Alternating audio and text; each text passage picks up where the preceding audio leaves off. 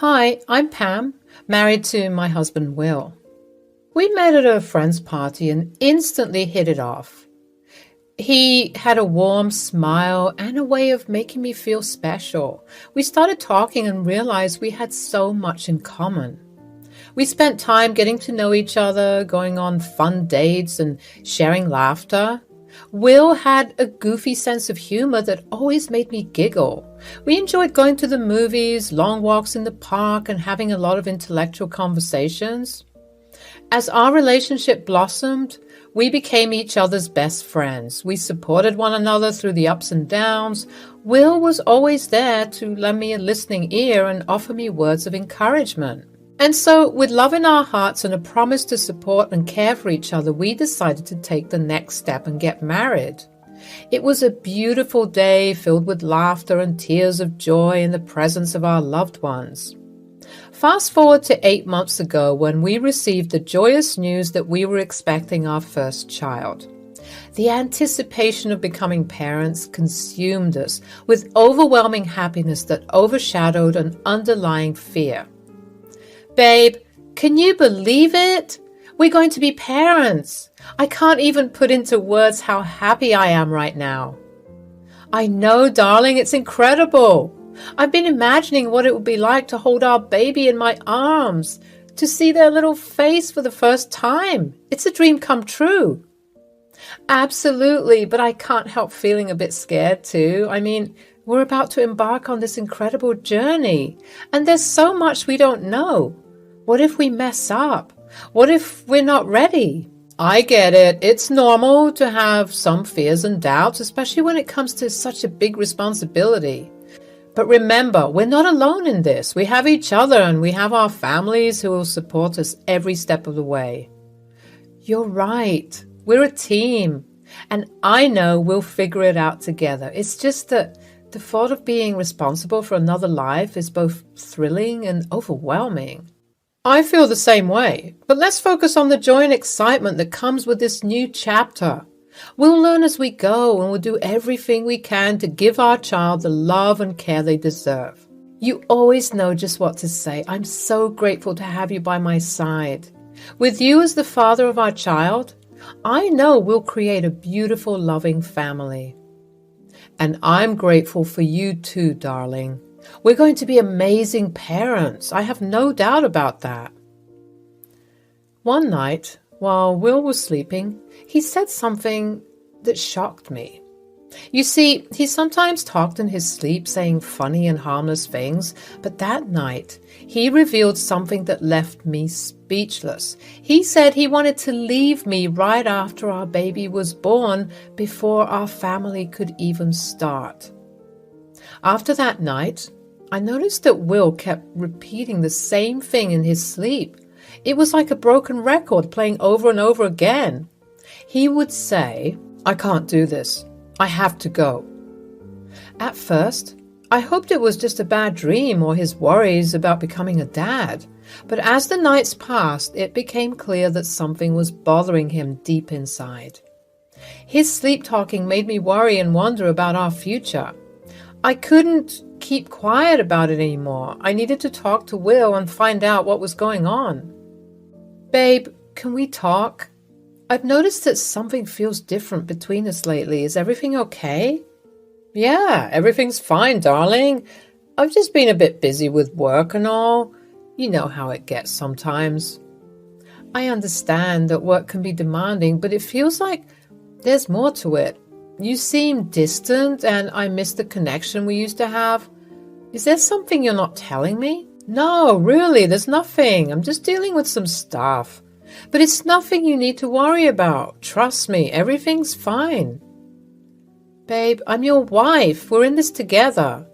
When you're struggling or going through something, I want to be there for you. Please don't shut me out. I can sense that something's bothering you, and I just want to help. I appreciate your concern, but I assure you there's nothing for you to worry about. It's just a rough patch, and it'll pass. Let's not make a big deal out of it. I love you, and I want us to have open and honest communication. Keeping things bottled up will only create distance between us. Please, If something is weighing on your mind, let me be there for you. We're a team, remember? I know we're a team, darling, but honestly, I'm fine. I don't want you to stress over something that will resolve itself. I promise it's nothing you need to be concerned about. Okay, I'll respect your wishes for now, but please remember that I'm here for you no matter what. We're partners and we can face anything together. Just know that you can talk to me whenever you're ready. Something changed between us. Will used to be affectionate, but now his actions felt empty and his laughter lacked warmth. It was like he wasn't fully there, leaving me confused and hurt. I wanted our connection back, to feel reassured, but it seemed impossible. As time went on, the gap between us grew wider. I poured my heart out, asking for him to be honest and communicate, but he didn't respond. It felt like he was keeping a secret, shutting me out. Whenever I tried to talk about it, he avoided the topic, changing it or pretending everything was fine. The more I tried to understand, the more distant he became, building walls between us. One day, I turned to my close friends for advice and support. They encouraged me to confront him once more, to demand the truth. That evening, I gathered my courage and confronted Will again, determined to get answers. He couldn't look me in the eye as I poured out my heart, telling him about his sleep-talking, his distant behavior, and how it was hurting our relationship. I begged him to open up, to share his fears and concerns so we could work things out. But instead of understanding, there was silence. The gap between us grew deeper and I felt my hopes fading away. I realized I had tried everything I could do to communicate with him. If he wouldn't talk, I had to find answers another way. It was hard to believe. Emotions rushed through me, fear, anger, and heartbreak all mixed. I couldn't let this betrayal consume me, so I turned to the one person who I knew would understand, Will's mother, Lauren. Lauren and I had a special bond that went beyond being in-laws. She welcomed me into the family with open arms and treated me like a daughter. We shared many conversations talking about our dreams and fears. I confided in Lauren about Will's plans, and she was furious but also empathetic. Lauren, I have to tell you something. I've discovered some shocking things about Will, and it's tearing me apart. I don't know what to do. Pam, my dear, what's going on? You look so distraught. Please tell me everything. So, you know how Will sleep talks? Well, recently, he's been sleep talking about plans he's been making. Oh? What kind of plans? Will has been keeping secrets. He's been planning to leave me right after our child is born. At least that is what he has been repeating over and over again for the past couple of days. What? Are you sure these are not just innocent ramblings in his sleep? Well, whenever he sleep talks, it's usually him spilling things he usually wouldn't say when awake. Maybe this time it was a lie. That's what I'm hoping too, but every time I've tried to talk to him about it, he's either entirely avoiding or dismissing my thoughts. It's scaring me because my gut is telling me he actually plans to leave. I can't believe he would do this to our family. That no good son of mine, how dare he betray you and our family like this? Pam, I'm furious, but I'm also here for you. You're like a daughter to me, and I won't let him hurt you any further. Thank you, Lauren. I'm grateful to have your support. I don't know how to handle this situation, but I can't face it alone. You don't have to, my dear. We will get through this together. I promise you that.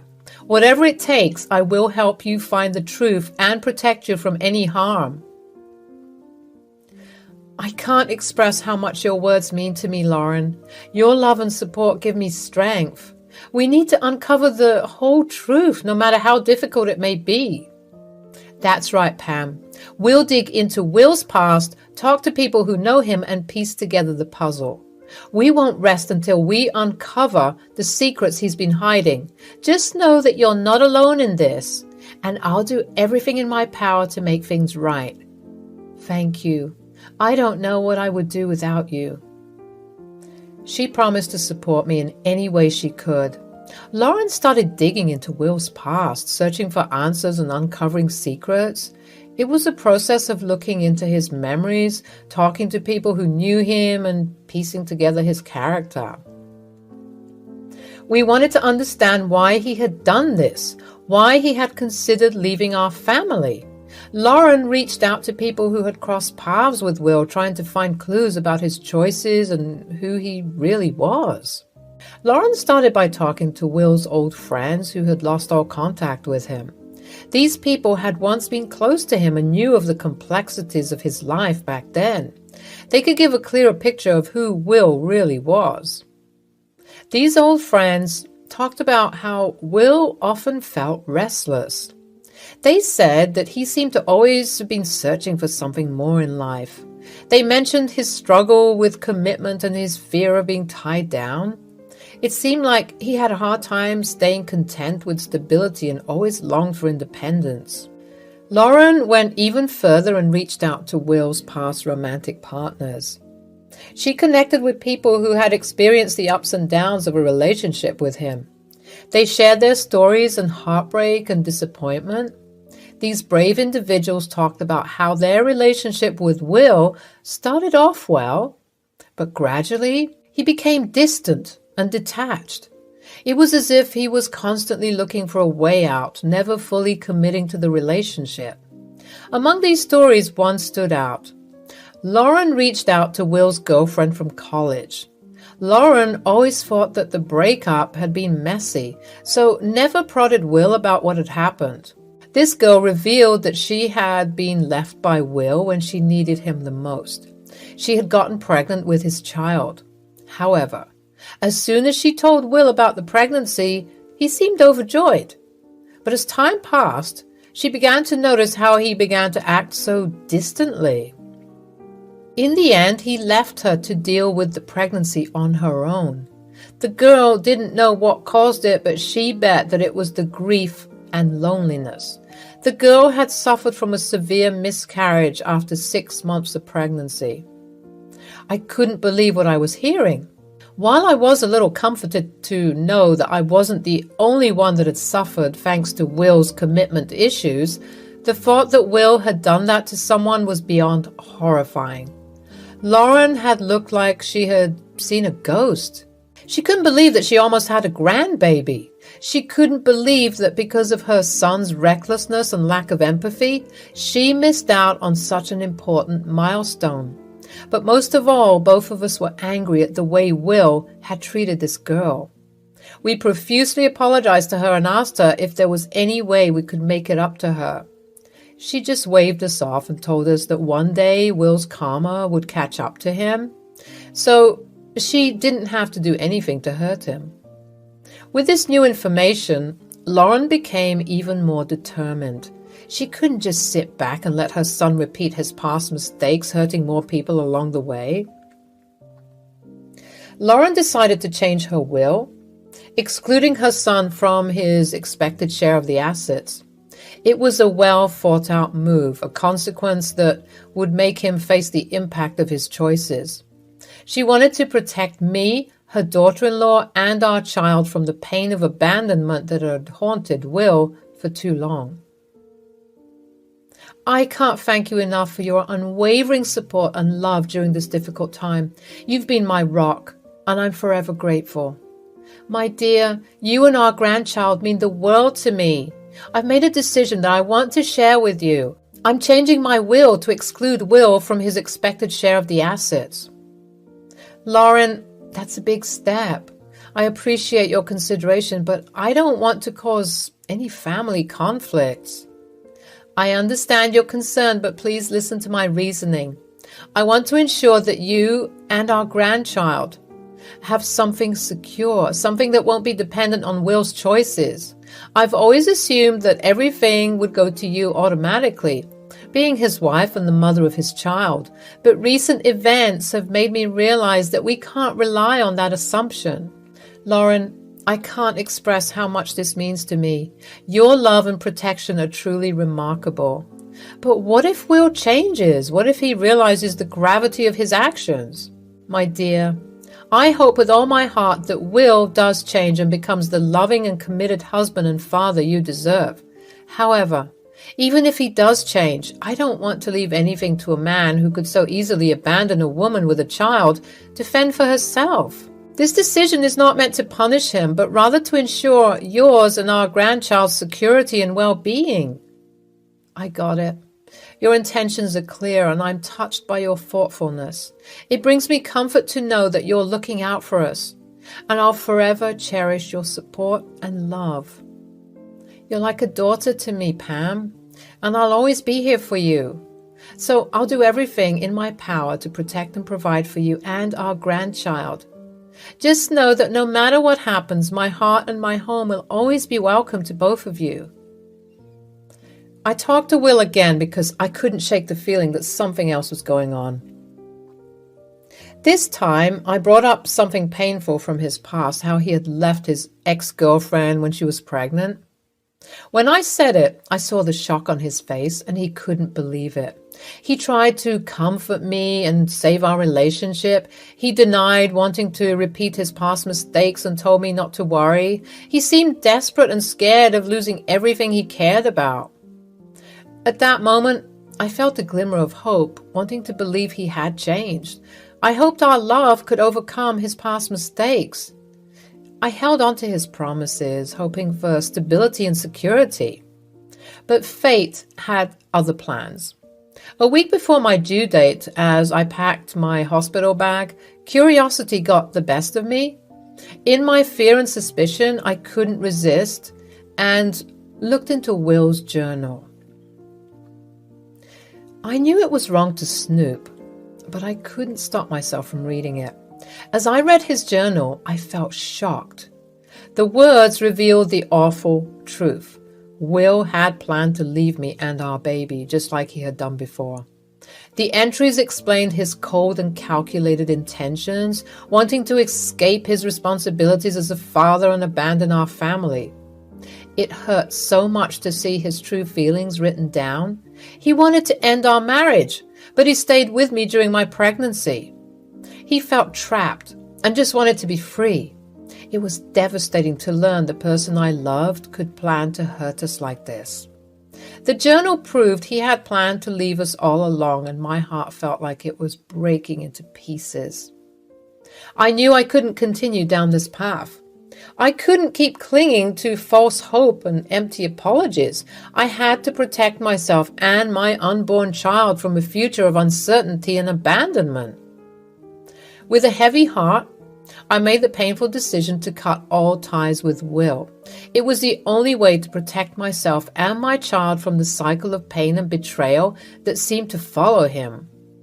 I decided that I would carry on until the birth of my child before I acted on my plans. I was far too pregnant to do anything, so I had to pretend like everything was okay. Time passed and our precious child was born, bringing immense joy to the room. The day I was discharged from the hospital marked a turning point in our story. With the revised will and divorce papers in my hand, I talked to Will immediately.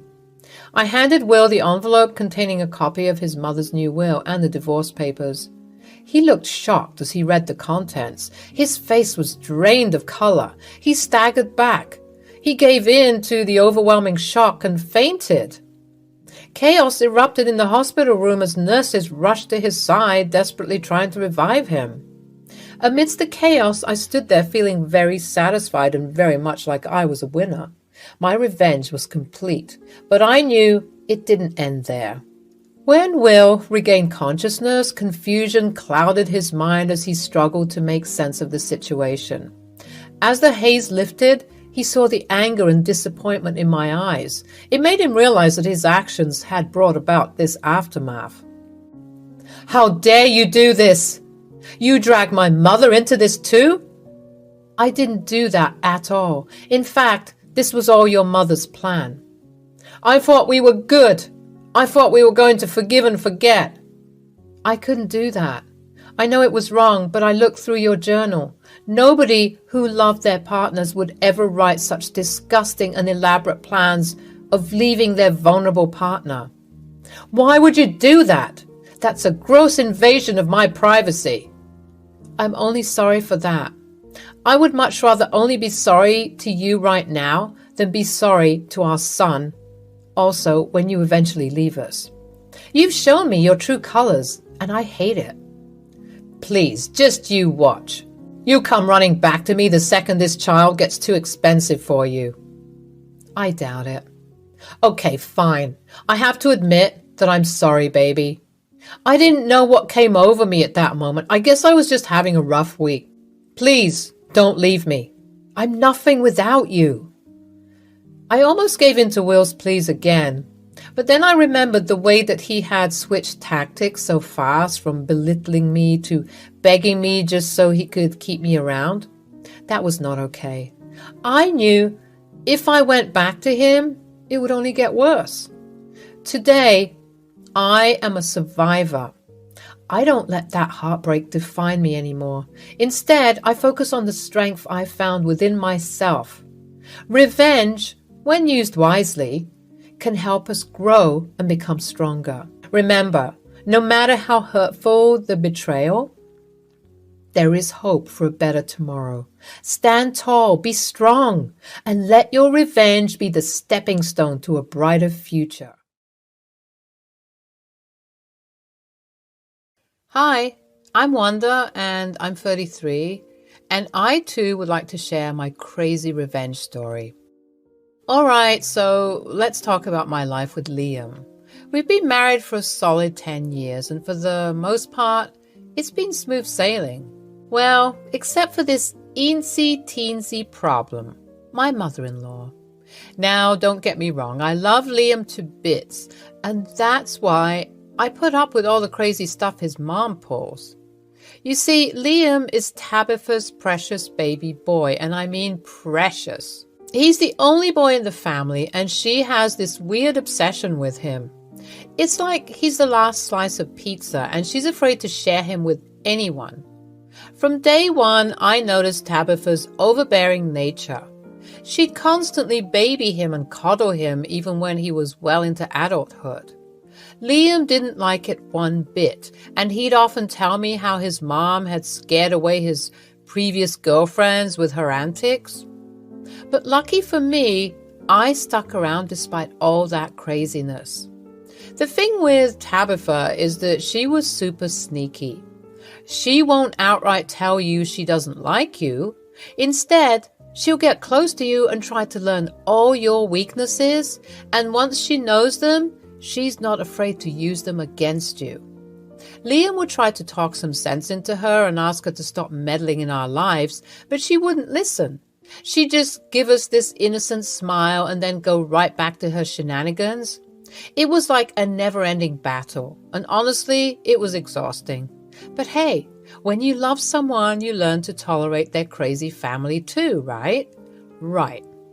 Thankfully, once Tabitha realized that Liam and I were serious about each other, she surprisingly toned down her crazy antics for a while. I guess she finally saw that I wasn't going anywhere and she couldn't easily scare me away. I mean, I'm tough as nails, and I wasn't going to let her interfere with our relationship. Liam and I were so relieved when she calmed down a bit. We finally felt like we could be a normal couple and enjoy some alone time without her constant meddling. It was like a breath of fresh air. But you know how it is with family. Even though Tabitha stopped being as crazy now and then, about once or twice a year, she would come up with some excuse to stay over at our place for a month or two. It was always something like her house being fumigated, or having an infestation, or smelling bad, etc. Any excuse she could find for not wanting to stay in her home. I mean, come on. It was obvious she was making things up just to stay with us. But here's the thing. We understood. Tabitha was a widow and she was lonely. Liam was her only son and she loved and missed him dearly. So even though we knew she was making up excuses, we didn't mind having her over. We knew she was harmless at that point and wasn't trying to sabotage our relationship anymore. So we'd welcome her with open arms and make the best of the time we had together. It wasn't always easy, but family is family, right? Hey, babe. What's up? I just wanted to thank you for being so patient with my crazy mother. I know it's not always easy when she comes to stay with us, but you handle it like a champ. Well, it's not always a walk in the park. She always ends up stealing you away, but I love you, Liam, and I'll do anything to see you happy. Besides, it's kind of cute in a way, you know? This little old lady wants to be in her son's company from time to time. It just shows that she cares about you. Yeah, I guess you're right. She can be a handful, but deep down, I know she means well.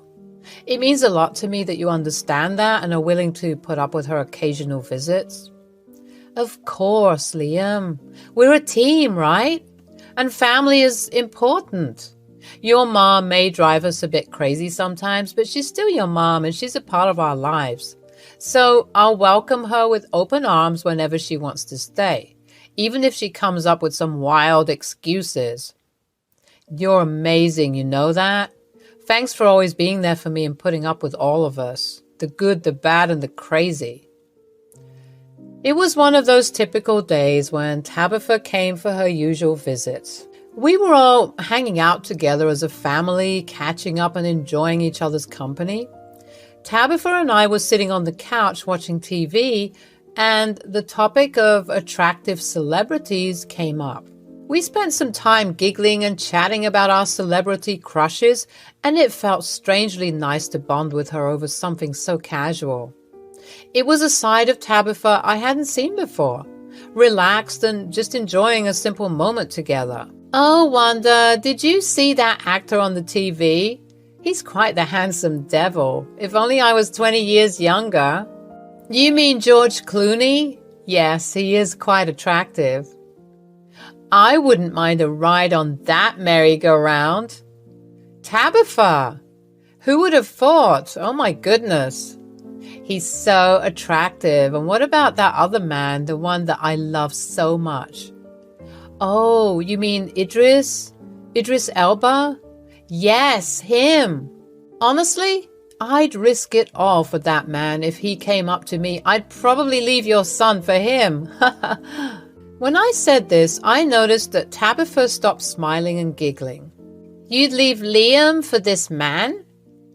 Oh, Tabitha, I was just joking. Of course I wouldn't leave Liam for Idris Elba. Or would I? Wink. I could tell that she didn't take it lightly, and I tried explaining that it was all a joke in good-hearted fun, but it looked like the gears were turning in her head. The very next day, I got an Instagram DM from, drumroll please, Idris Elba. Why, hello, young lady. I was scrolling and I noticed you, and I just wanted to say that you're the most beautiful lady I've ever seen. Please, can we talk? I would be honored. Yeah, right, as if the real Idris Elba would message me out of the blue. But I played along just to see where this was going, and guess what? It was none other than my lovely mother-in-law, Tabitha. She thought she could pretend to be Idris Elba and try to fool me. Oh, I couldn't help but chuckle when I saw her attempt. The fake account had no blue verified checkmark, 0 followers, 0 pictures, and the one follower on that account was Tabitha herself. I mean, come on. Did she think I wouldn't figure it out? Her attempt at tricking me was adorable. Babe, you won't believe what happened. I was chatting with your mom yesterday, and we got on the topic of celebrity crushes. You know, just having some harmless fun. Uh-huh. Well, we were talking about some celebrities we find attractive, and she mentioned Idris Elba. And then I said that I would leave you for Idris. What? Hey! Sorry, not sorry, babe. Okay, I don't blame you. And then what happened? So after our chat, I got a message on Instagram from Idris Elba. Wait, really? No, of course not. It was your mom, Liam. What? How does she even know what Instagram is? Beats me. Looks like she figured it out, though. How do you know it's her? Okay, first of all, look at the DM. Does this sound real? Liam read the text and burst out laughing. And look, the account has 0 followers, 0 pictures. It's not even verified, and Tabitha was the one and only follower. That's hilarious, but why is she texting you as Idris Elba? Yesterday when I mentioned that I'd leave you for Idris, she got real serious and stopped laughing. Oh. Yeah, I think she thought I was being serious about leaving you for Idris. And you know your mom, she's obsessed with you. So I guess this is her way of testing if I'm going to take the bait. No way. Mom went all out with this one. I'm still impressed at the fact that she managed to use a smartphone. Mom's got some wild imagination, I'll give her that. But honestly, I think she's just having some fun. She loves you and knows you're not the type to fall for something like that. I don't know, babe. I think she thinks she's doing some real detective work. I know she's trying to catch me doing something so that she could come and report it to you. Okay, so what's the plan now? Well, I might keep playing along a bit. I mean, it's not every day you get the chance to pretend you're being wooed by Idris Elba. Liam and I laughed about it a bit more, and I texted Idris back and said, "Oh my goodness, a real celebrity texting me? I'm so flattered." Tabitha almost responded instantly, like she was waiting for my reply. "You deserve to be spoiled, baby. I can show you the world. Are you married?" "Well, I'm a happily married woman. My husband is amazing, and we've been together for 10 fantastic years." "Oh, happily married, you say? That's a shame. I'm sure I can treat you better." "Yeah, it's a shame, but I have to be honest with you. My husband is my world, and I wouldn't trade him for anything." "Come on. Don't tell me you've never been curious about what it's like to be with someone like me. I could show you a whole new world." "Oh, I bet you could. But you see, I've got a good thing going with my man, and I wouldn't trade it for anything, not even for a fantasy with you, Idris." "Don't you want to see how amazing it would be? Trust me, I can sweep you off your feet." You're quite the charmer, Mr. Elba, but I don't think my husband would appreciate that." "Your husband doesn't need to know. It'll be our little secret. We can have the time of our lives." Tempting? Yeah, baby. Have you ever been to Dubai, Mauritius? I hear it's lovely this time of the year. But how could I get away from my husband? You work as a journalist, right? Tell your husband that you have to go on a trip to study something in one of these beautiful places, and my people will handle the rest. You know what, Idris? That might work. But hey, wait a second. I never told you what I did for a living. At this point, I'm pretty sure Tabitha was panicking, realizing that she messed up because she took 30 minutes to respond. But eventually she texted back. "I'm rich and famous, baby. Do you think I didn't do a background check on you before we started talking?" "Okay, fair enough. So when can you pick me up?" "I can pick you up by the end of the week. Let's meet at a cafe. I'll send you the details." "Okay, Idris. Can't wait." "I love you." "Love you too." This was cracking me up, texting Idris Elba, who was under the same roof as me. The next day, I was just sitting at the breakfast nook when Tabitha stormed in, looking furious. She started yelling at me, accusing me of cheating as she revealed that someone special had sent her screenshots of me and Idris DMs. She thought she had caught me cheating red-handed. I tried my best to look upset, but I ended up having to stifle a laugh, which only seemed to make Tabitha angrier. She was convinced She had pulled one over on me, and boy, was she wrong. Tabitha then decided to call Liam, who was at work, and put him on speaker. She spilt the whole story, boasting about how her plan had worked and how she caught me in the act. No, Tabitha, please don't call him. You're going to get it. Just wait. I bit my tongue as the phone rang, trying so hard not to laugh. Hey, Ma, what's up? I have some news for you, Liam, and you're not going to like it. Wanda has been cheating on you. Oh? Yes, and you'll never guess who it is. Who is it, Ma? It's Idris Elba. A very special someone had sent me screenshots of their conversations. I forwarded them to your email. Check them out. Liam, I'm so sorry for hurting you. Oh, don't act innocent, Wanda. Yeah, Wanda, I can't believe you would do this to me. I'm almost done with work, and I'm coming home to sort this out. I'm going to divorce you, Wanda. Oh my God, Liam, don't speak like that. What about the children? Liam played along perfectly, pretending to sound hurt and angry on the phone. They'll understand that I had to get away from you. Come on, you guys. It's not like I cheated. Yes, you did. You showed a willingness to cheat, and that's still cheating. Okay, fine, you got me there, Liam. Give me another chance, babe. No, it's too late. Liam, I swear, I didn't mean to hurt you. I can't believe Tabitha would play such a mean trick on me.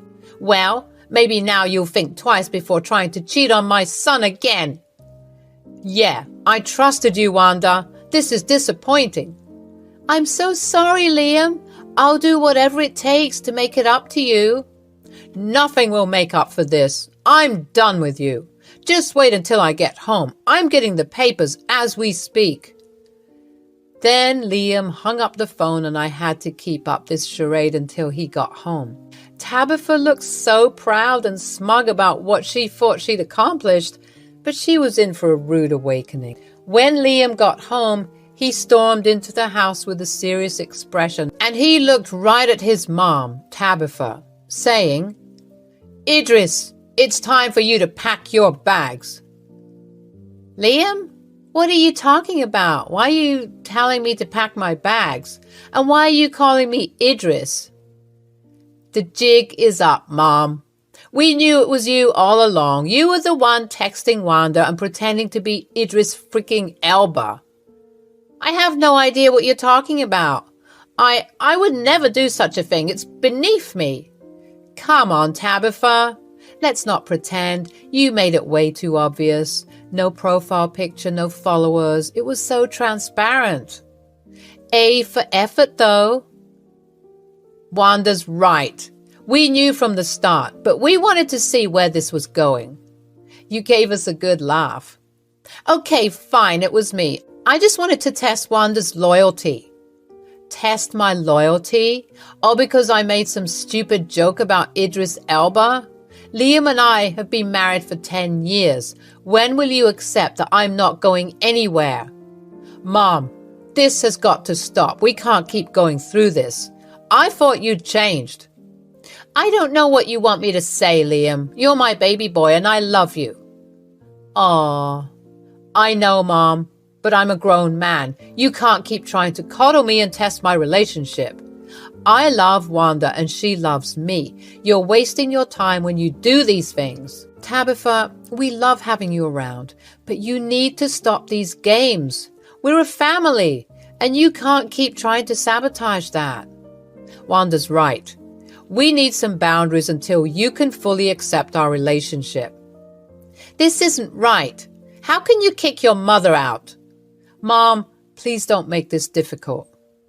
Tabitha packed her bags with a mix of anger, disappointment, and understanding. It was a tricky moment, but Liam and I knew it was necessary. Do you think we've been too easy on her over the years? Probably. I mean, that's why she did what she did, isn't it? She was digging for any excuse to get us to break up. Yeah, it's crazy. Maybe you need to check your mom into a mental hospital or something. Hey, ouch. I'm not trying to be funny. I'm being serious. Someone who would go to such lengths can be dangerous. We had good fun because she's a little old lady. She can't hurt us if she tried, God bless her soul. But I feel like some deep attachment issues need to be discussed. You're probably right. I was glad that Tabitha got this much-needed wake-up call. She was always acting like she could get away with things just because she loved her son. And as much as this was something I found funny and played along with, someone who is willing to sabotage something for no good reason needs to be taught a lesson. Tabitha came up to me before she left, looking somewhat annoyed and defeated, and said, "I'm sorry for trying to trick you, Wanda. I just want Liam to have the best." It's okay, Tabitha. I accept your apology. But we need some space right now. Maybe you should go back home and spend some time alone. Not in isolation, but in solitude. Tabitha looked a bit hurt, but she nodded. You're right. I guess I got too clingy and attached to my son. I put my hand on her shoulder, trying to be understanding. I know you do, but you need to let your son live. He's an adult, not a baby. We love you, and you're always welcome, but we need some boundaries. Maybe we were too easy on you, so now we got to have a bit of distance. I mean, you threatened my marriage. That's a big deal. Tabitha nodded again, and I could tell she was trying to hold back tears. I understand. I'll try to give you both some space. We hugged, and I reassured her that everything would be fine. Deep down, I knew that Tabitha meant well, but her overprotectiveness could be suffocating at times. Liam and I needed this time to strengthen our relationship and find our way as a couple. After she left, Liam and I had a long talk about setting boundaries with his mom. He understood that we needed to have time alone and agreed that we should stand firm in our decision. As the weeks passed, Tabitha gradually respected our space. We would still visit her and have family gatherings, but it was evident that she was giving us the breathing room we needed. It was a step in the right direction, and I was hopeful that our relationship with Tabitha would eventually find a healthy balance. In the end, it all worked out. Liam and I grew closer than ever before, and Tabitha learned to trust our love for each other. We created a happy and loving home, and we were grateful for the experiences that had brought us even closer together. As she left, Liam put his arm around me, and we looked at each other with a sense of relief. I know this story isn't as vengeful as the other stories I see on this page, but I just thought that I'd share a somewhat light-hearted story of mine, where the revenge I got didn't end in complete and utter chaos. Rather, just a teaching moment for someone who I still care about dearly. I, Cami, have always been a very non-confrontational person. So my story is going to shock you a little. When I met my now husband, Damien, we clicked right away. We started dating right away, and I knew from the beginning that he was the one. Damien was a sweet and caring boyfriend who always loved pampering me. My own parents kind of neglected me, so I treasured him. When we were together, we felt like everything was going right. However, our life will not always be full of sunshine and roses. It all started when I met his family. Knowing Damien, I always thought that his family would be equally sweet and kind. Turns out I was wrong. What I didn't know was that he came from a very patriarchal family. His Orthodox father, Bob, was a conservative man with a stubborn attitude. When I met him, he made all sorts of weird comments about me. He said, "So, Cami, I hear you want to become a nurse." "Yes, Bob, my grandma was a nurse and she inspired me to join this field. I'm a little worried about getting a good scholarship. It's my dream to get into the best nursing school in the state." "Cammie's a very good student, Dad. She's one of the top performers in our class. I take her help when I'm stuck with something." "What does it matter if she's a good student? She's a girl. There's no use for her to go to college." "Cammie, don't you think you're better off doing something else, like baking or something?" "No, Bob, I want to be a nurse. It has been my dream since I was little. Well, it's time to grow up now. If you become a nurse, you'll hardly have time to take care of my son. I don't know why he's encouraging you. Dad, I can take care of myself. It's not the 90s anymore. We will be fine. Quit criticizing Cammy about her goals. Bob didn't care what his son said. He went on interrogating me and asking me absurd questions. From the way he spoke to me, I knew he didn't think much of me or anyone from my gender. I was starting to get agitated but held my tongue. As I said, I am a non-confrontational person and usually want to keep the peace. Damien was also shooting me apologetic looks the entire evening. His younger brother Charlie didn't speak much but seemed to be a little better than his dad. When dinner was finally over, Damien offered to drop me home.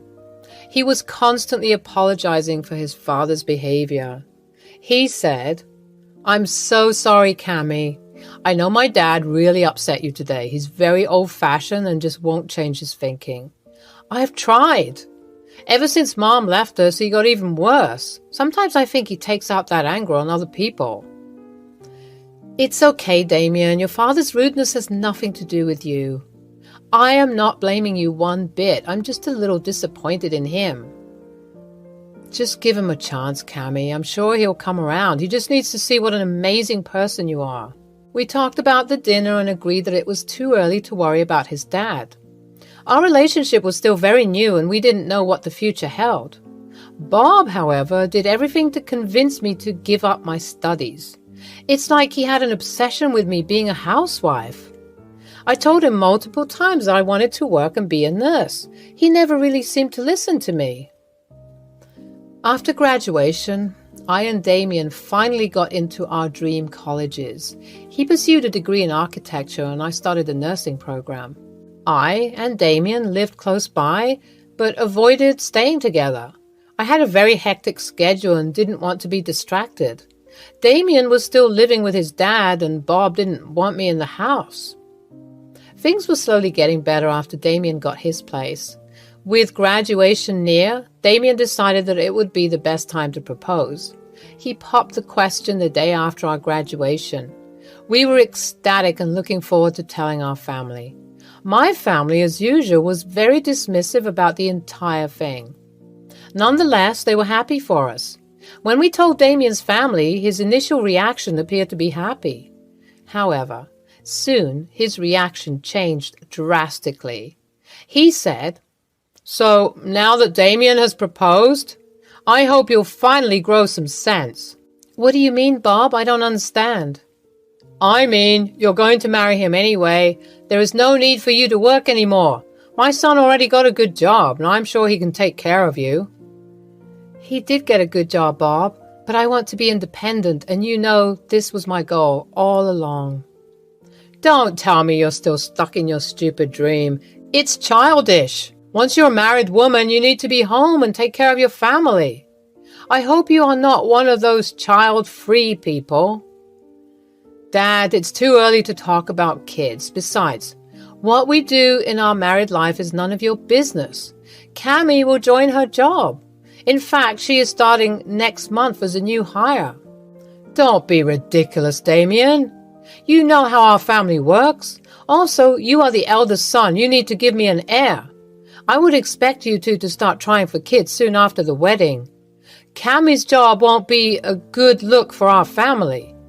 How is she going to manage the house anyway? You will be left with all the chores and childcare. That's not what men do." "Bob, I will manage everything just fine.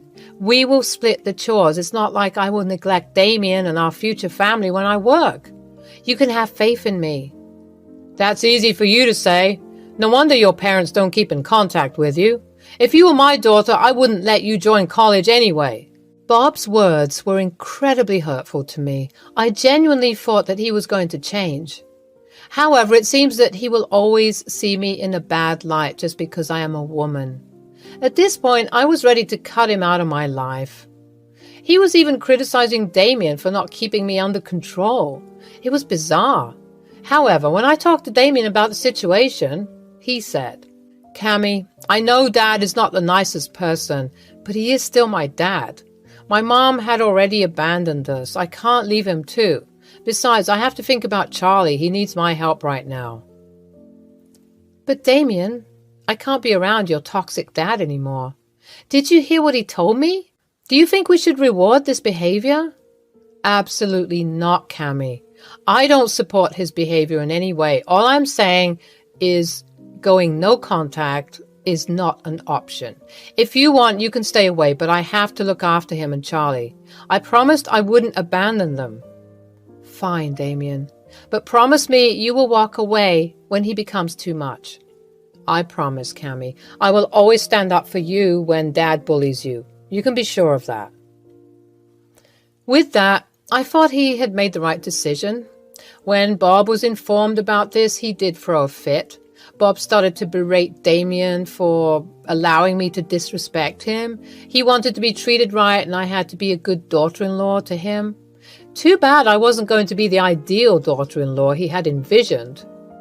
Thankfully, his target for a prospective daughter-in-law changed when he met Laurie, Charlie's girlfriend. She was everything Bob wanted in a daughter-in-law.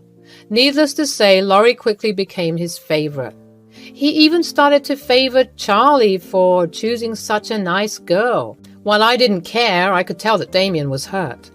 The worst thing was that Charlie and Laurie also joined Bob in bullying us.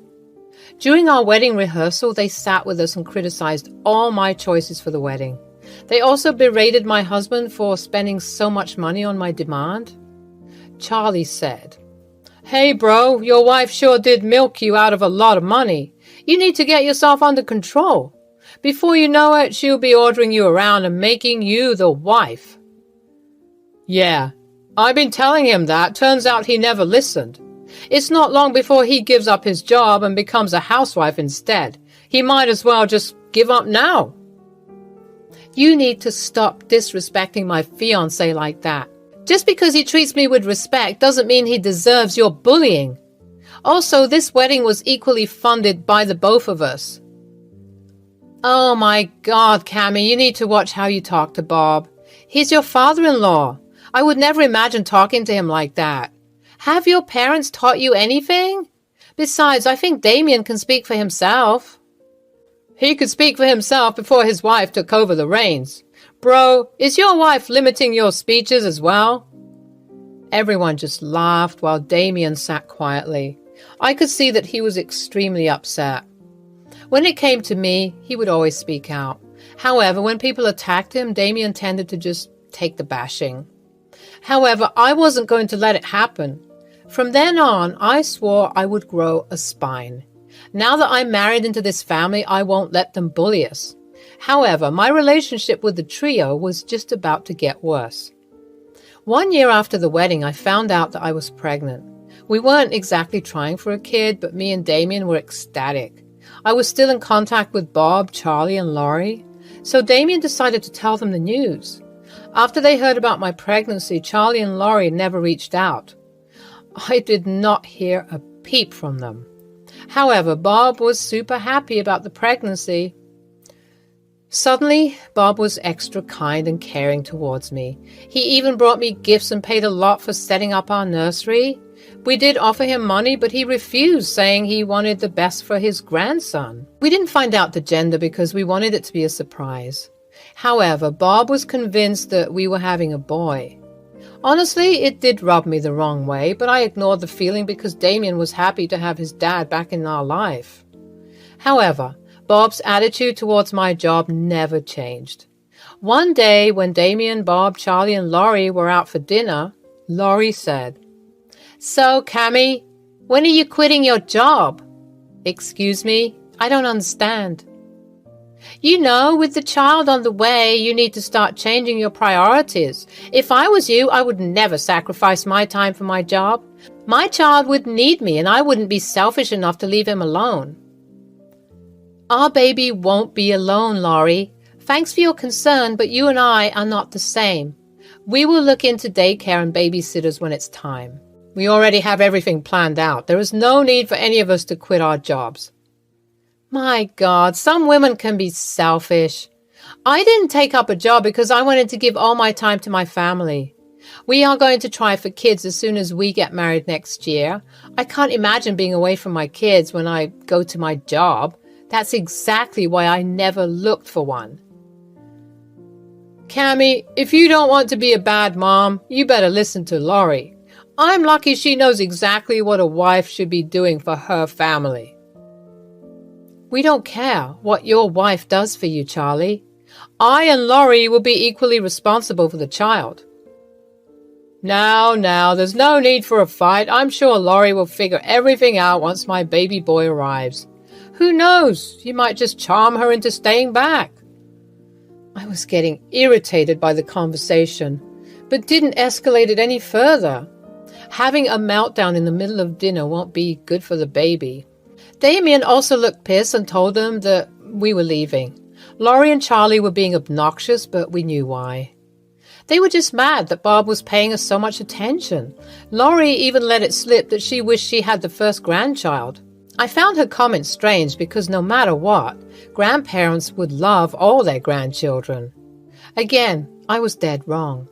When I finally gave birth after 8 months, we found out that it was a girl. Me and Damien were over the moon because frankly, we were looking forward to the baby girl. Damien and I didn't have any sisters, so we wanted to have a baby girl in the family. Charlie and Laurie also seemed to be happy. However, they weren't happy for us. You see, the moment we told Bob about his granddaughter, he just looked surprised. He refused to believe we had a girl. Bob came to my room and said, "Is this true, Cammy, you had a girl?" "That is impossible. My first grandchild cannot be a girl. Damien is the oldest and he needs to have a boy. How am I going to get an heir now? Damien, are you sure she didn't cheat on you? Our family doesn't have girls. There must be something fishy." "Dad, Cammy didn't cheat on me. We had a girl. What does it matter if your grandchild is a girl? Aren't you happy to be a granddad?" "Absolutely not. I was being nice to you because I thought it was a boy. If you had found out the gender and told me, I wouldn't have made the effort." "Dad, are you serious? That is your freaking granddaughter, your own blood. How can you be so cruel?" "It's not a boy and I have nothing to do with her. She's your problem. I have no interest in being her loving granddad. I expect you to pay me back for the nursery. You have scammed me." "We will pay you back, Bob. If you can't be civil towards our daughter, there is no need for you to be here. You can leave." With that, Bob just turned around and left. Yes, he didn't hold our daughter, didn't even look at her. He simply didn't care anymore. This humiliation was too much for me. Damien broke down crying when Bob left. He couldn't believe his dad could be so cruel. However, we were skeptical about going no contact again. We wanted our daughter to have a relationship with him. We were both hopeful that he would come around. Our little girl, Chrissy, is our world. She is the kindest and most well-behaved child we could ask for.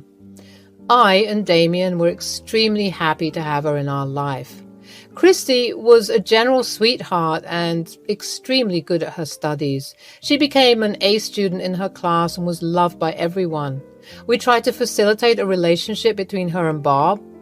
While Chrissy loved her granddad, Bob wasn't that keen on being involved. What little attention he gave her disappeared when Charlie and Laurie had a son. Since Andy's birth, Bob did everything to make Charlie and Laurie comfortable. He even gave away a part of his income to support their household. Andy was a pampered kid who became very entitled. Since Laurie didn't work, it was becoming hard for Charlie to finance their luxurious lifestyle. Bob, being the doting grandpa he is, sponsored Andy's expensive demands. He was civil towards Chrissy, but never that involved. When Chrissy was a teenager, we had the worst fight with Bob. It was Christmas and we were invited to Bob's house for the celebration. When we went there, we saw that his house was filled with pictures of him and Andy. Chrissy said, "Grandpa, why don't you have any pictures on your wall? You have a lot of Andy's pictures. I don't remember you even asking for a picture with me." "Well, that's because Andy is my future heir. He's going to be the head of this family soon. You are just a girl who will be married off.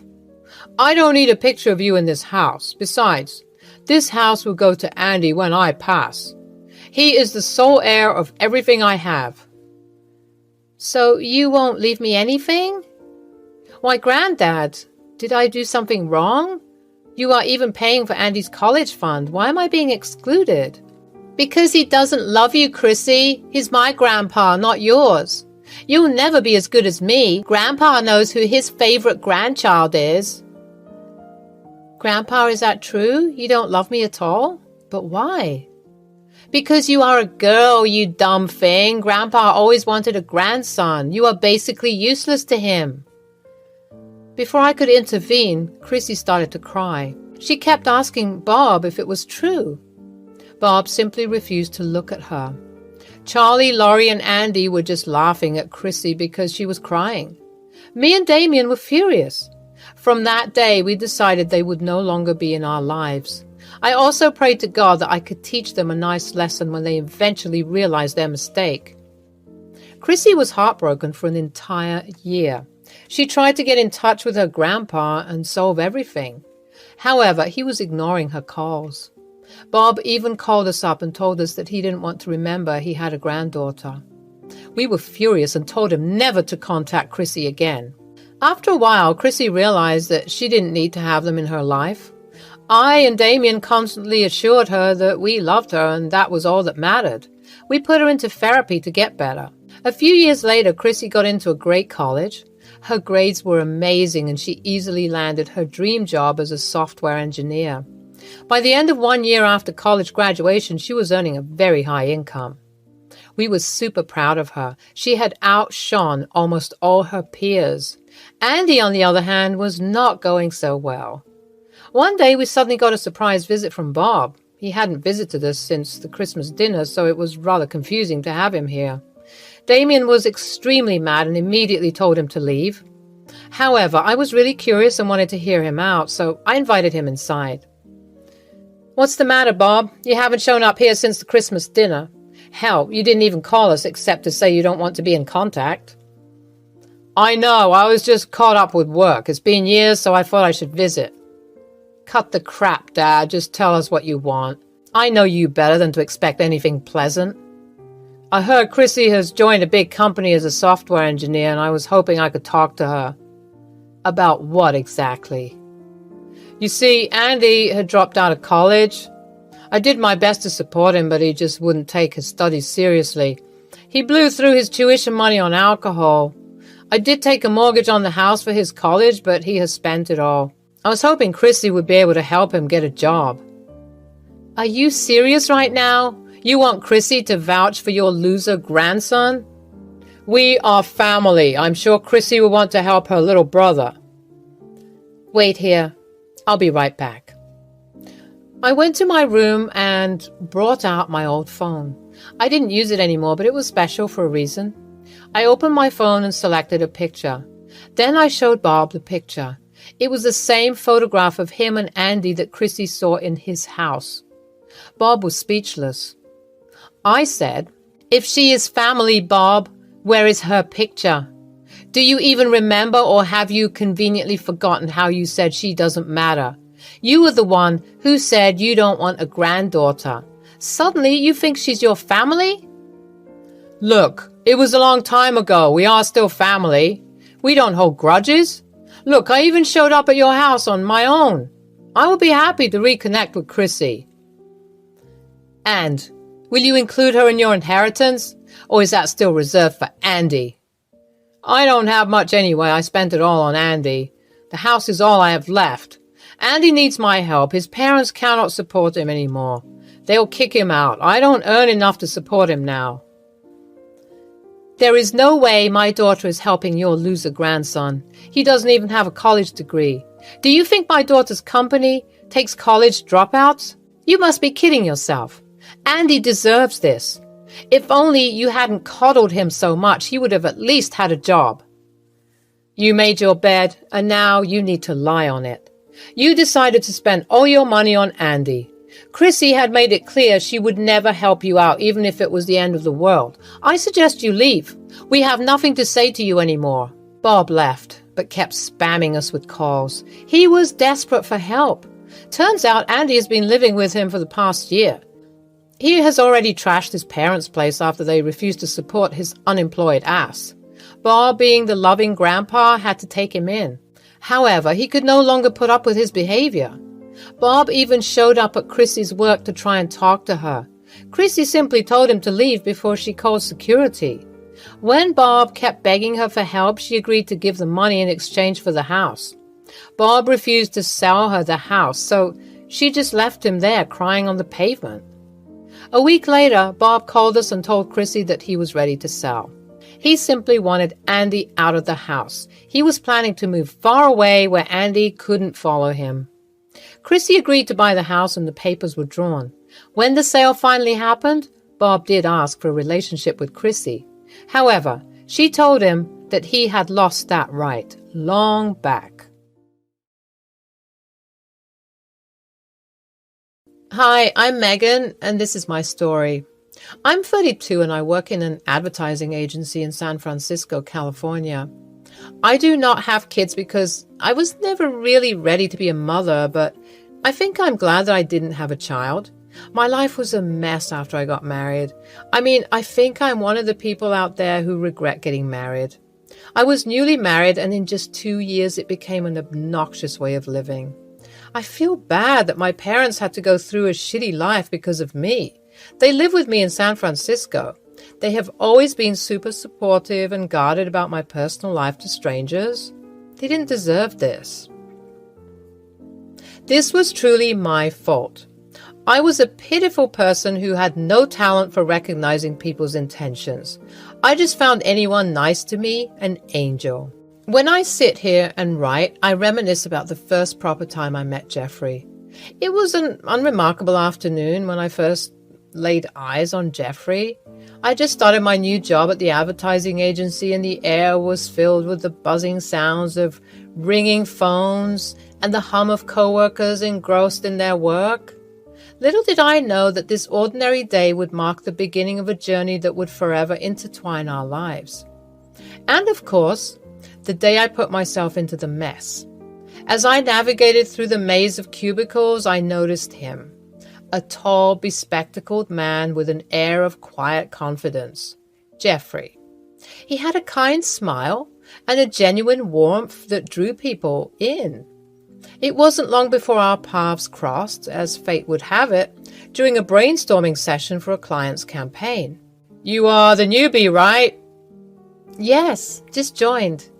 I must say it is a beautiful workplace and they have a great coffee machine. "Yeah, the place cleans up pretty nicely. Many people have commented on how the place can get once the real show begins. You get so many meetings to attend that are sometimes just an excuse to give boring lectures. But our employer is pretty chill." "How many breaks do we get here?" I need small breaks because my back gives up on me like anything." "Oh, really? Mine too." "There are good sitting areas around the office. You can always change your positions whenever you feel uncomfortable." "Okay. And the coffee machine is right there." "Well, which cubicle are you in? It's nice to get to know someone, and even better if you get to sit beside them." "Oh, yes. My den is the one in the first row, 3 seats on the left."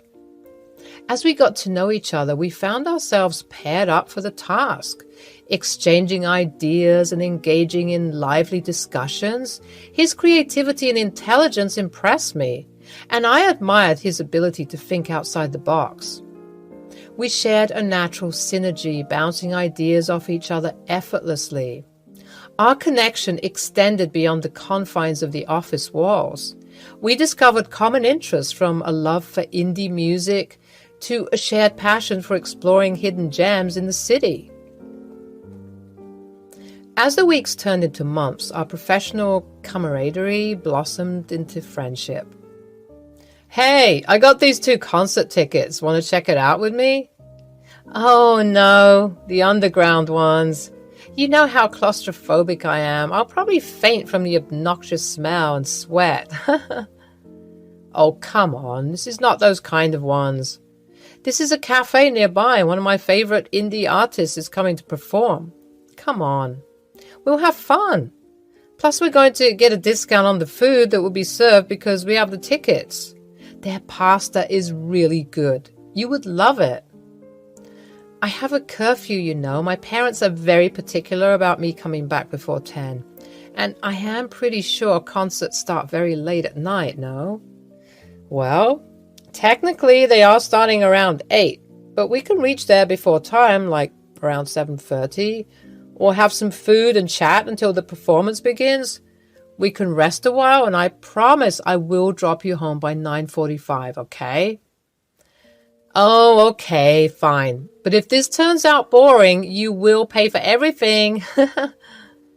Friendship brought us closer, and it helped us get to know each other even more without feeling any sort of attachment. And all the must-be's and would-haves. Just plain old buddies hanging out. We thought this wouldn't spark any further until an impromptu after-work gathering that the spark between us truly ignited. Amidst the clinking of glasses and laughter, we found ourselves lost in conversation, our voices drowning out the noise around us. Time seemed to stand still as we delved into deeper topics, revealing our fears, dreams, and vulnerabilities. That time, I realized that Jeffrey saw me, not just the professional facade I wore during office hours, but the person beneath the surface. And I saw him too. His passion, his kindness, and the way his eyes lit up when he spoke about his dreams. It was then that I knew there was something more profound brewing between us. Months passed and our friendship evolved into something deeper. We navigated the delicate dance of courtship, cherishing the stolen moments of shared laughter and stolen glances. With each passing day, our connection grew stronger, until it became undeniable. We were falling in love. Everything sounds fluttery and nice, doesn't it? I know, because it felt like that at that time. But he was such a sly human being. The red flag was he was a total mama's boy. He would call his mom and talk to her in a babyish voice. He would have a different demeanor. He would whimper and giggle like a little child. I was shocked to see a transition like that. And he created a different personality in front of his mother. The things he would share with me, he would hide from his mother. That is always these type of people who end up being the creepy kind and makes you question every sentence. One day when he finished his call, I reluctantly interrogated him. Was that your mom? Yes. Is she angry at you over something? You were sweating bullets right there. Nay, she's a sweetheart. She just loves me and is concerned about losing me. She was asking me whether I'm eating well or not and if the job was too tough for me. She always wants me back, but I always try to convince her out of it. Well, we should invite her then. It would be nice to meet your mother. Ah, we will. But I think she won't like visiting us because she's not really well and she lives alone in an old rental. Sometimes it gets really difficult, but we manage. Maybe we can visit her.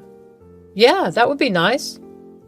When Jeffrey finally mustered the courage to confess his feelings, my heart was having feelings of joy, nervousness, excitement, and scare, all of them together. I mean, I had such mixed feelings about him. It was quite an evening at a local cafe, the aroma of freshly brewed coffee mingling with the nervous anticipation in the air. With trembling hands and a genuine vulnerability, he professed his love. My mind was blown by the fact that he was following two different worlds, and he was also going to mingle me into it. He decided that he would move in with me and my family, and he had no problem taking my last name as well. His mother's house is in Sacramento. He lived with her until he got a job here and settled. His apartment was expensive, so he was kind of really eager to move in with me. He never invited me to his mother's place as well, saying that it was too shabby and I won't like it. He was trying his best to hide me from his mother. I understand, dear, but we must think of everything.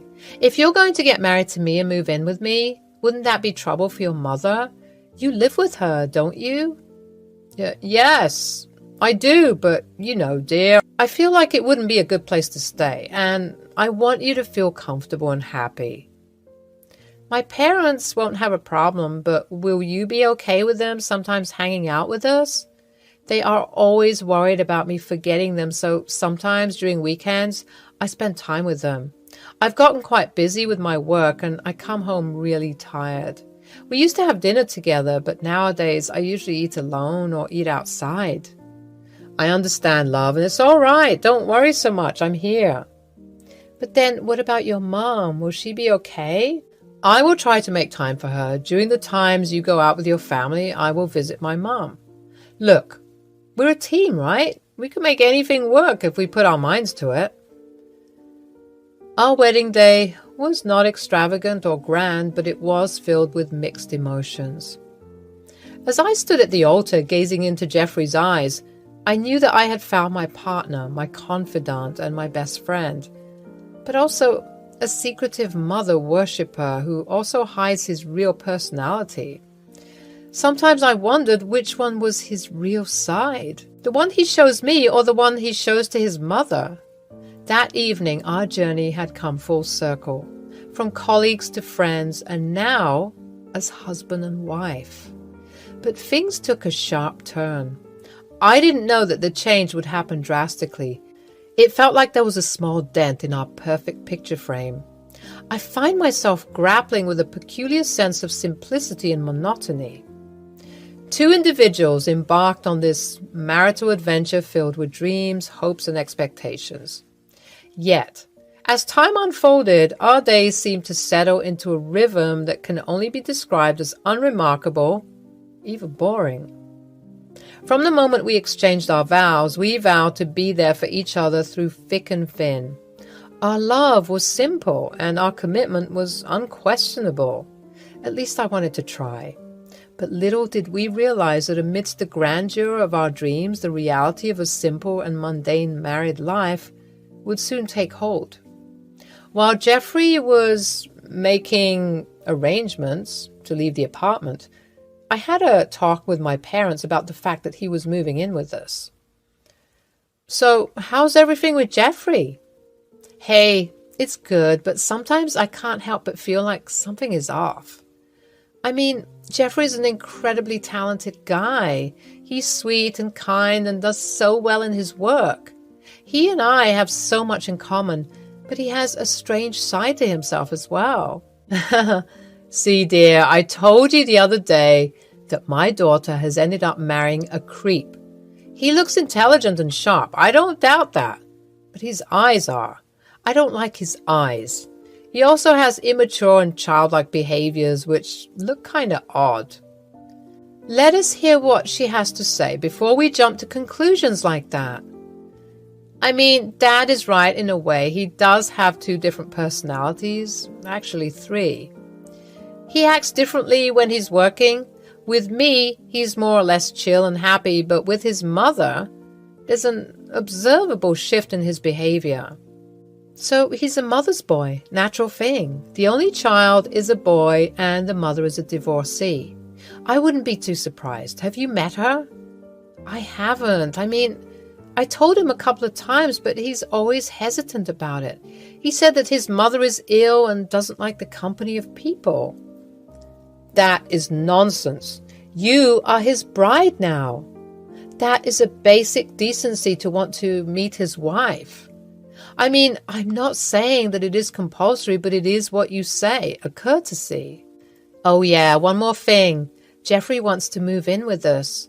Like, he would bring everything from his apartment and... What? No, I don't like him. I feel like he would be using you, and why isn't he letting you stay with him? Not like that I want you to go away, but I need to see his terms and conditions. Apparently, he says that his apartment is not that well put, and he doesn't want me to feel uneasy. Strange. In the early days of our marriage, I noticed how often Jeffrey would consult his mother before making decisions, seeking her approval and validation. It seemed as though her opinion held more weight than mine, his wife. At first, I tried to brush it off, thinking it was just a result of their close relationship. But as time went on, I realized that it was much more than that. Jeffrey's mother, Martha, had always been a dominant presence in his life. She had raised him as a single mother and had instilled in him a strong sense of loyalty and duty towards her. It was clear that he felt responsible for her happiness and would go to great lengths to ensure her approval. As the years went by, I found myself playing second fiddle to Martha in Jeffrey's life. Our plans and dreams took a backstage to his mother's desires. Whether it was choosing the color of our new living room or deciding on a vacation destination, Martha's opinion was paramount. I felt like an outsider in my marriage, constantly overshadowed by her influence. My attempts to address the issue were met with resistance from both Jeffrey and Martha. They couldn't understand why I was bothered by their close bond. They saw it as a sign of love and devotion, whereas I saw it as an unhealthy obsession that was slowly tearing us apart. Jeff, are we still going on that trip to Italy, right? It is our honeymoon. Yes, we are. Don't worry. I'll be booking the tickets soon. Your mother is not in immediate danger, right? No, not. She'll be fine. I took her to the doctor the other day. She's pretty stable. I think she'll be fine.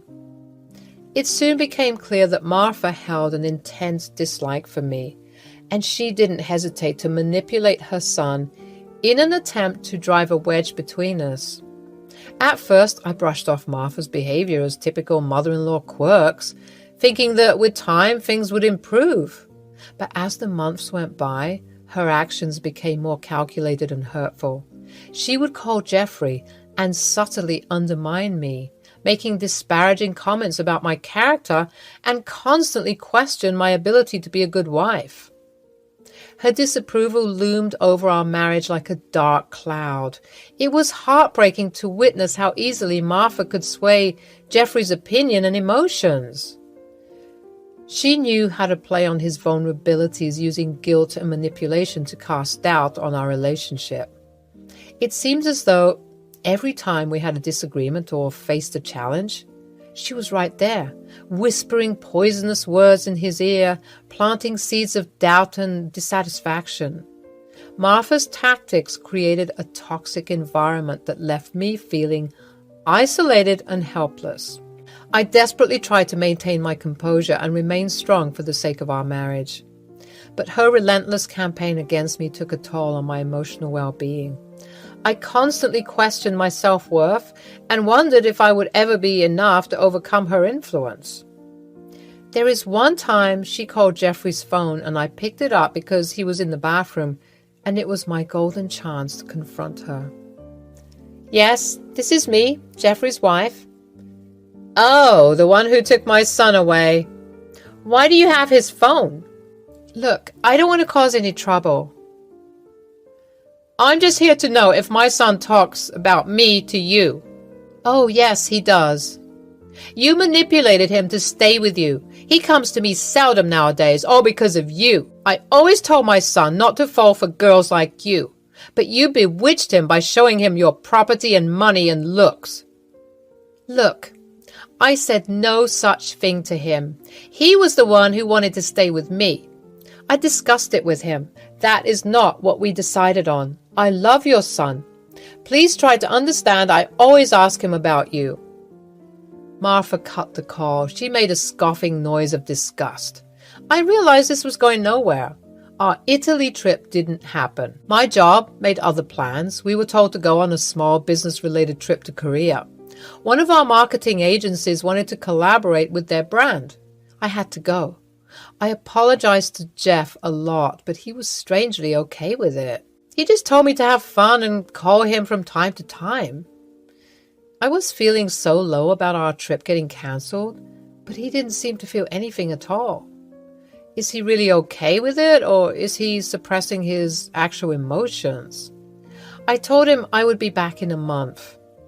The day I left, my parents were there, but strangely, Jeffrey wasn't. When I called him, he apologized and said that he took his mother to the hospital for an emergency. He felt bad for not being there. I didn't say anything much to that. The Korean trip was wonderful and everything seemed pretty well. I managed to video call Jeffrey, but he was always in a rush. At first, I didn't think much of it. I thought maybe he was busy or something. But when I called my parents, I got to know a different story. Yeah, he's been here, but he hardly talks to us. He shifted permanently here after you were gone. He does not spend much time with us, just a simple hellos and highs. I see. Anything else? What is he doing and all? Well, no, he always seems to be in his room and doing work or talking late at night with someone. Maybe his mom? I don't know. Okay, is he going to the office? Well, he does go somewhere and comes back home during dinner time. He has brought some kind of stuff with him, like some game stuff, a stereo, a camera stand, all that. Oh, okay, well, all right, I'll try to talk to him again. Thanks, Mom. Take care. Things were getting quite complicated. Suddenly, one day, a few weeks before my flight back to Cali, I got a phone call from my mom. She was devastated and crying profusely. I was baffled by whatever happened, so I calmly told her to explain what happened. She said that Jeffrey brought his mother to our place and locked them outside the house. They went for dinner, just the two of them. Jeffrey took that opportunity to seize them. They took shelter in a motel just for the night. I was furious, disgusted, and felt like a ticking time bomb. My heart was beating so fast I was scared it would explode. I knew this man needed a lesson. I had some neighbors who loved my parents. They would do anything for them. Cops were called, but they thought this was a silly case and that I needed to be present to take action. I took an instant flight home. By instant, I meant it took me 2 days to get a ticket. By the time I reached, it was midnight. That fool didn't know I had a spare key with me at all times. I called a few of my neighbors and they were purely shocked at how my parents didn't go to them for help. I and a few others marched towards the house.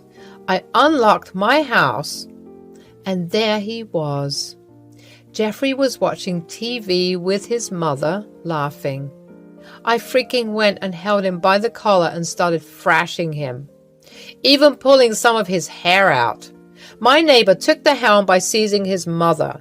I never felt this amazing hitting someone, and he deserved every ounce of it. But babe, look, I can explain. My mother was ill and I was scared she would die. Your parents were against it. You are a piece of filth. How dare you throw my family out of my house?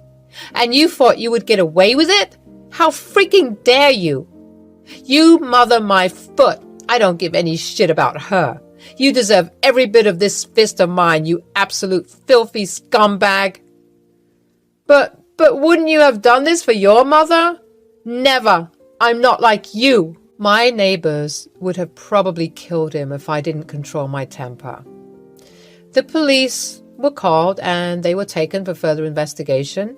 Meanwhile, I threw and burned all his property, his gaming console, his posters, everything. That piece of filth deserved no sympathy. The police reported that he snuck in his mother and let her stay in our bedroom. He was supplying everything to her secretly. After that, I signed a divorce claiming that he should give me and my parents a percentage of the amount every month as punishment for invading and taking over my property. I demanded he go back with his mother to Sacramento. He was no longer welcome here. I don't care about his financial security anymore. He was a liar and a disgusting human being. I installed surveillance cameras everywhere and strengthened the security so that there is no way he can do anything fishy. Well, ever since that, I made sure whoever I meet gave me full clarity about themselves before I planned to go ahead with it any further. I even changed my job and got myself a work-from-home job. So that's good. I can keep an eye on everything until things settle down a bit. My family is fine now and we are doing okay. We're happy for the time being and I learned a big lesson. Hello, my friends. I'm Natalie and I live in LA with my husband. I have a daughter who's 26. She recently got married, but it was a total drama. I'm just glad she could finally settle well. Victor, her husband, is a nice guy, and I'm sure he'll keep her well. I had an ex-husband who works in a corporate office. I was already working at a local pharmacy when he got that job. He was always this very nonchalant kind of guy. He was like the typical man, and I was like the typical woman. We fell in love like idiots and then got married. Our marriage became more and more mundane as days went by. He would often go to work early in the morning, come back, have small talk, then go to sleep. I don't understand why people like this want to get married in the first place. There wasn't any in-between in our relationship.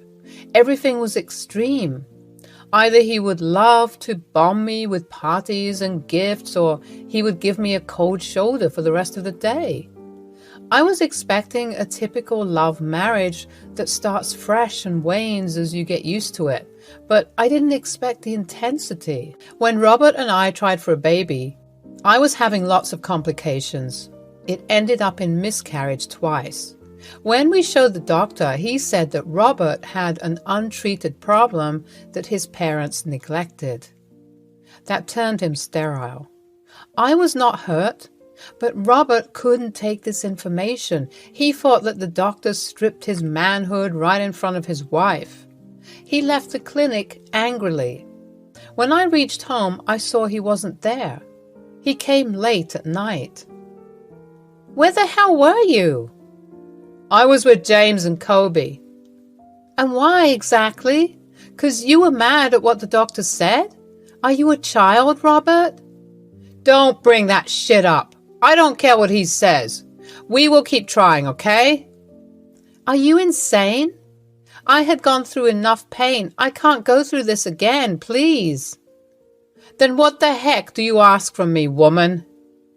"I'm requesting you to think of other possibilities. We can always IVF or adopt. There's a beautiful orphanage place around this area. I saw it while going out for a walk. We can go together." "Do you even hear yourself? You want someone else's sperm inside you?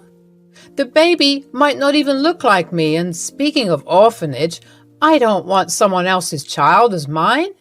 We don't even know how they would end up. That is utter nonsense. Rather, I say, let's take a break and try again." How pathetic. "And you took a vow for me? You are hilarious. When you said you loved me, you probably lied on my face. You know what? You are sleeping on the couch tonight." I shut the conversation and went up to our room and slammed the door. I can't believe Robert had such a poor way of thinking. When we first met, he never really showed this part of him. If he did, I would have thought otherwise. I always believed that marriage was supposed to bring happiness and fulfillment, but my own experience with Robert shattered those expectations. We were then married for 3 years, and despite the odds we shared, a dark cloud always hung over our relationship. The pain of infertility had become an insurmountable barrier between us, casting a shadow on our dreams of starting a family together. Robert was still hell-bent on not adopting or getting an IVF. This gradually eroded my happiness. I yearned for the joy of motherhood, the laughter of children echoing through our home. "Are you going on another trip? Didn't you say this was your last?"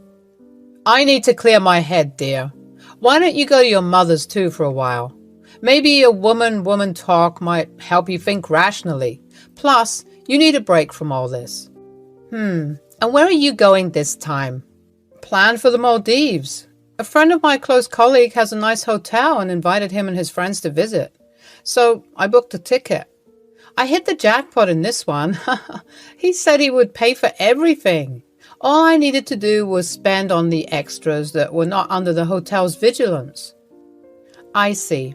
Well, did you ever consider that your wife might need a freaking trip too?" Robert glanced at me slightly. His fork came to a halt. His eyes sharply observed the table. "Where's the salt?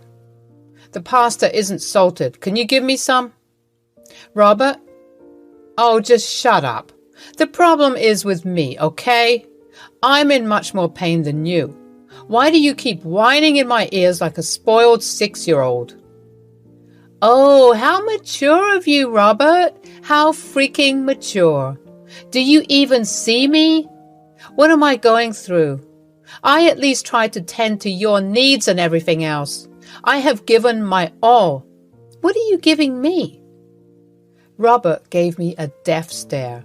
He just took his plate and went to the couch to watch some TV. I sat there silently contemplating my future with a man who gives no shit about my feelings.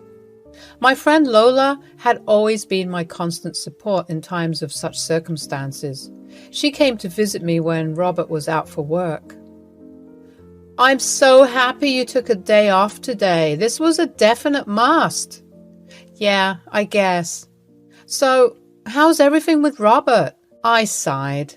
I didn't know what else to say. I felt like I always dragged her into my mess. Natalie, you've seemed distant lately. Is everything okay between you and Robert? It's been hard, Lola. Ever since Robert found out he's sterile, he's become emotionally distant. It's like he's lost his sense of self and shut me out.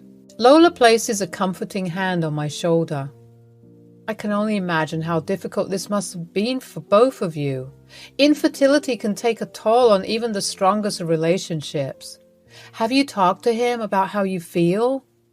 I've tried, but he shuts down whenever I bring it up. He's built this wall around himself, and I don't know how to break through it. Lola's eyes convey empathy as she offers her perspective. Natalie, it's important to remember that Robert is going through his grief and feelings of inadequacy. Perhaps he needs some time to process his emotions. But that doesn't mean you have to face this alone. I just miss the connection we used to have. We were always there for each other, and now it feels like he's slipping away. You're right to feel that way, Natalie, but sometimes people need a reminder of the love and support they have. Have you considered seeking couples therapy? A safe space to express your concerns might help bridge the gap between you both. I never thought about that. Maybe therapy could provide the space we need to heal together. Thank you, Lola. I needed this perspective. When I confronted Robert about this discussion, he got more agitated and angrier at me. He hated the fact that I shared our problems with Lola. So, now I'm becoming one of your gossips, right, hon? Baby, you're getting me wrong. I just wanted to vent out, that's all. And you know Lola is a nice girl. She would never make a big deal about it. Well, talking about my vulnerabilities to other people was not funny, Natalie. You know how I feel about that, don't you? And still, you made it a thing in front of your best friend. Okay, Robert, I apologize, but can you please not yell at me like that? I was really worried about you, and I just wanted to help. I love you. If you did, you wouldn't have done this. He didn't have dinner that day. He just went off to sleep. A few days later, he was getting ready for his trip when he called me in and told me that his mom was unwell and that I needed to take care of her. We had 2 bedrooms. He wanted to share the guest one with his mom. I was not upset about it. I just told him that it would be difficult for me to do everything since I had a job too. Well, keep a nanny then. That would be an extra cost, you know that. Then who will take care of my mother? Just don't worry about the money, Natalie. I will provide it too. But that never really happened. Robert was to be shifted to a new office in New York. He said he would call me and visit me now and then, but I could feel like our marriage was getting over. I wanted to spend a proper date with him that night. I took him out for dinner and had great food. We had fun, as one would normally do, but we also felt strained. After a few days, he left me. His mother started living with me. She was really old, but had one heck of an attitude. She was giving the nanny a hard time. Sometimes she would not eat. Sometimes when she did eat, she pretended to be sick. There were so many false scares that I had to take care of. I was getting tired of this. I wanted a break, like a real one. So I decided to go clubbing. That's where I met Louis. I never thought I would find myself caught in the web of an extramarital affair, but life has a way of surprising us with its twists and turns. It was a breezy evening when I first met Louis. We were both attending the same club, and from the moment our eyes met, an inexplicable connection sparked between us. He possessed a magnetism that drew me in, and as the night progressed, our conversations became deeper and more intimate. I found solace in Louis's presence, a refuge from the mundane routine of my married life with Robert. Our conversations were filled with shared dreams, hopes, and a level of understanding I had never experienced before. Louis made me feel seen, desired, and alive in a way that had long been absent from my marriage. Why are you still with him? You are stunning, Natalie, and you deserve someone who knows how to adore that personality. Your husband sounds like a total douchebag. No offense. I don't know. Maybe it's because I love him a lot, or maybe I think I still love him. I mean, understand that he is going through a lot, but he should know he's not going through this alone. I'm here, and I have never for once forced him into anything. He doesn't like the sound of IVF or adoption, but I don't get it. What's so wrong with seeking a different alternative? Damn, his personality screams insecure. Well, some guys just don't like considering their partners as equals. You tell me, when was the last time he made any effort for you? Like you told me he goes on frequent trips, right? Did he ever invite you to any one of them? Well, see, that says a lot, Natalie. I'm not here to encourage you to leave him. I am here to tell you that maybe it's time you stop fighting for something that is not worth it. If I were in your place, I would ditch him then and there. It's not as simple as you think, Louis. His mother is involved now. I have to take care of her. Oh, I hate this. Why me? Hey, you were in a club, right? Just have fun as long as you're here. Don't worry about it. I want us to have a good time, and guess what? I have the perfect idea. I have my car. Let's go for a midnight drive. Like, really? Are you sure? Yeah, your nanny's taking care of your mom, so you don't have a curfew. You can come along with me, and we will have some disgusting fast food, lie under the stars, and talk. Sounds good? Cute. I don't mind at all. As time went on, our encounters became more frequent, our stolen moments filled with giggles and whispered confessions. The affair became a dangerous dance, a delicate balance between the guilt that gnawed at my conscience and the intoxicating allure of forbidden love. The clandestine nature of our relationship only added to its allure. We met in secret locations, hidden away from prying eyes, and each encounter left me craving more. The guilt weighed heavily on me. Yet I was unable to resist the magnetic pull that drew me closer to Louis. But as the days turned into weeks, the realization of the consequences began to sink in, especially when Robert video called me. The guilt I carried like a heavy burden started to seep into every aspect of my life. I saw the pain in Robert's eyes, the growing distance between us, and the erosion of the trust we had once held so dear. I wanted to confront him about it, and I want to put an end to this. I was ready to tell him that I want us to remain friends, nothing more. But the moment I entered his apartment, I was in awe. He looked like such a gentleman, smelling of light fragrance, hair pushed back. I swooned to his charm. He welcomed me with a warm smile. We were talking and having a few drinks along with it. I don't know how or when, but I ended up kissing him, and that was it. I ended up in a disaster. I completely cut off Louis after that night. He called me multiple times, but I didn't have the nerve to face him. One day when I was leaving for work, Louis was waiting right outside my house. He stood in front of me, blocking my way. "Please, Natalie, I'm sorry, I got carried away, and I know what a big mistake I made. I swear it was not my intention. I thought we were having a nice night. It was not your fault. I was the one who kissed you. I am the one with no self-control. Hey, look, I didn't mind, okay? I understand all that you're going through. You know nothing about me. Don't even try. Nat, I had the most amazing night with you. I am not able to forget it. Be with me. I can keep you happier. Maybe I don't earn like Robert, but I can certainly keep you content. That man doesn't deserve you. I'm still married, Louis. Please don't ask for something I can't give you. And please don't meddle with my matters. Let's forget this ever happened. I broke his heart that day. I pushed away the man who could have probably saved me. But well, I knew that was not the time. 2 weeks later, I took a pregnancy test and found out I was pregnant. I was happy and shattered at the same time. I knew for a fact this was Louis's child. If Robert ever found out, he would. I shuddered at the thought. I told myself I would keep it a secret. When Robert came, he was shocked beyond imagination.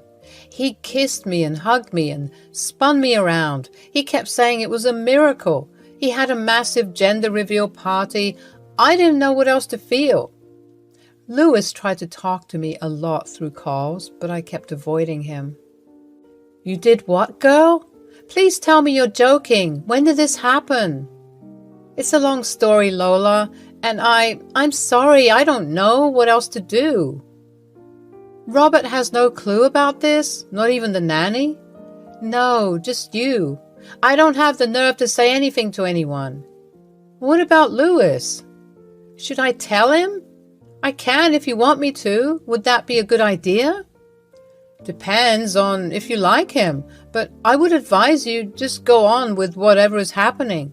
Don't overthink. There is always a right time for everything. For now, keep it a secret. Years go by. Our daughter grows up unaware of everything. She has always known Robert to be her father. Robert doesn't change much. He was just getting older. His personality was still the same. He would only talk to Josie and sometimes make fun of me in front of her. Every time I told him why he does that, he kept saying it was harmless. He created an invisible wall between us. The weight of my secret had been growing heavier with each passing day, suffocating me under its immense burden. It was a secret that had eaten away at my conscience as I watched Robert interacting with Josie. I had hoped against hope that my indiscretion would remain hidden forever, sparing us all from the unimaginable pain that would follow. As further years went by, the facade I had carefully constructed was crumbling before my eyes, and I knew that the time for secrets had come to an end. We were planning on Josie's marriage. How time flies. They were sitting in the living room. I entered and told Josie to excuse us. Maybe because I was shaking a lot. Josie left immediately.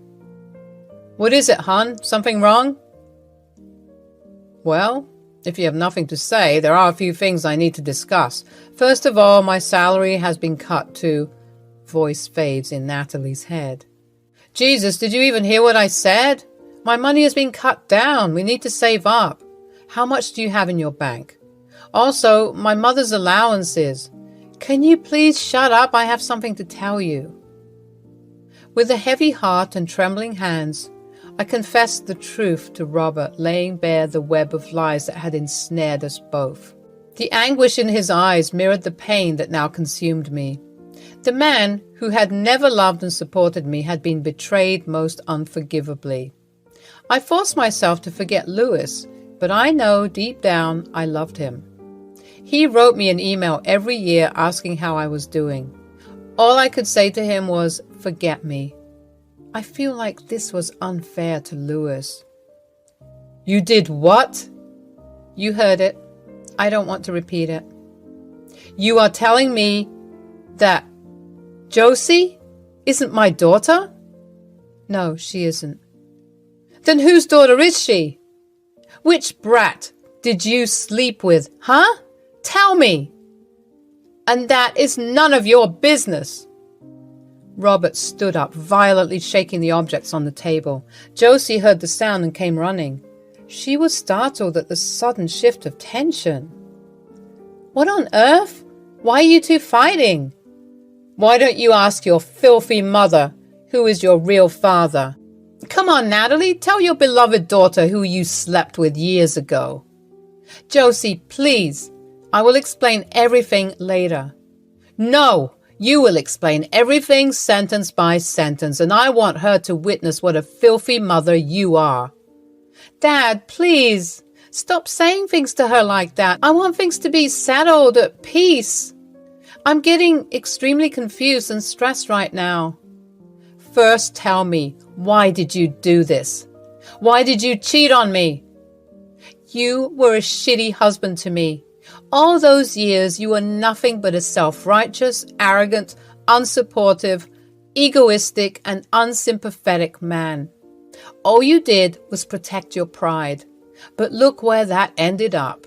You know what? I don't regret a single thing I did. He was twice the man you could ever be."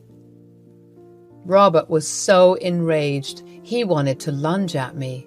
But the nanny and Josie both defended me. Ultimately, he left the house with a burst of anger. The next day, he sent an email writing that he won't fund anything for Josie's wedding, and he wouldn't want to be present. I was feeling extremely bad for Josie, but I knew that I have the willpower to make this a success. I couldn't hold it anymore. I contacted Louis. I told him everything. I made some simple arrangements. I knew how to give this man a lesson. After a week, I called Robert. "Why the hell are you calling me? I've already told you I am not." "Oh no, I just called you to say that I dismissed the nanny. Your mother is probably alone right now, and I have left with my stuff. So the house is freaking yours. Do whatever you want. I just don't give a damn." "Wait, what do you mean you left? And what about Mom's allowance?" "Not my headache anymore. She is a pathetic person anyway. Gave an extremely hard time to the nanny. Plus, all the bills and stuff will be paid by you from now onwards. I am not doing shit. All these years you freaking escaped your marriage and responsibilities. Now, let it come and bite you back." Wait a second, Natalie, honey, please. You know my expenses have gone down? I know. Just like I said, it is none of my business. Goodbye, Robert. I cut the call on his face. The tragic tale ends here. Louis and I met at a pub again, and it was so happy to see him. He was still the same, bubbly, cheery, and romantic. We both planned on Josie's wedding, and it was done at a fantastic location. Though the venue was small and compact, it was still warm and filled with people we genuinely loved. We had a joyous celebration with food, music, dance, and a lot of jumping around. Robert kept calling me. This time, when I cut the call, I felt no guilt whatsoever. I was with my daughter and the man that I love. The most beautiful part was I could reunite Josie with her true father, who walked down the aisle with her. I mean, I know I have a lot of explaining to do, but all that can wait for another time.